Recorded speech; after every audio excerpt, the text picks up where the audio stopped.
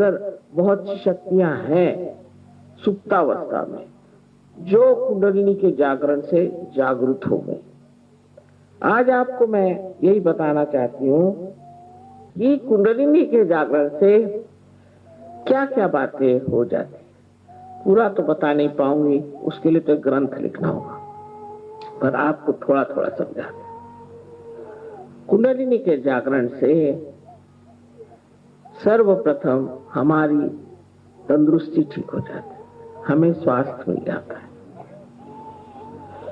कैसी भी बीमारी हो, मनुष्य स्वास्थ्य पूर्ण होता है, पर उसे ध्यान करना पड़ता है। उसे बार बार अपनी कुंडलिनी को सहस्त्रार से ब्रह्मरंध्र का छेदन करवाना पड़ता है। उस तरफ थोड़ी सी मेहनत करनी पड़ती है।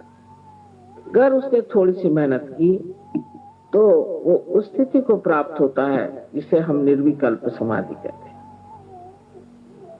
पहले वो निर्विचार होता है, उसे कोई विचार नहीं आता। इसका मतलब ये नहीं कि विचार नहीं कर सकता, पर जब भी चाहे वो विचार कर सकता है और जब भी चाहे वो विचार नहीं करता।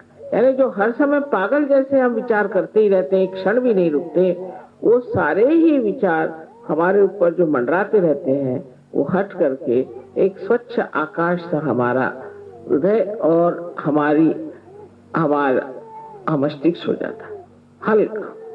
फिर जब चाहे तब हम अपचार कर सकते हैं, जब न चाहे नहीं करते, और निर्विचार में शांत अपनी शांति में खड़े रहते।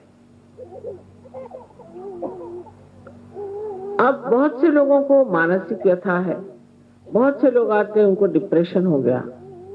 मैं तो कल ही कह रही थी कि आप इंप्रेशन सब पे मारते हो, इसलिए फिर डिप्रेशन भी हो जाता है, क्योंकि आपका इंप्रेशन लोग मानते नहीं तो फिर आप पे डिप्रेशन आ जाता है।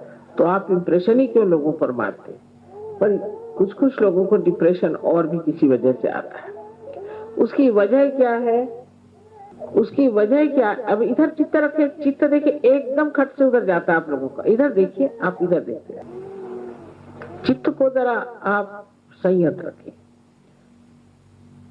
क्योंकि जैसे जैसे हम बोल रहे हैं कुंडलिनी पर भी काम कर रहे हैं धीरे धीरे। तो सबसे पहले हमारी तंदुरुस्ती ठीक हो जाती है, और अगर उस पे हमने थोड़ा सा अभ्यास किया तो हमेशा के लिए हम ठीक हो जाते हैं। फिर हमें कोई भी बीमारी नहीं लग सकती। एक साहब ने मुझे कहा कि साहब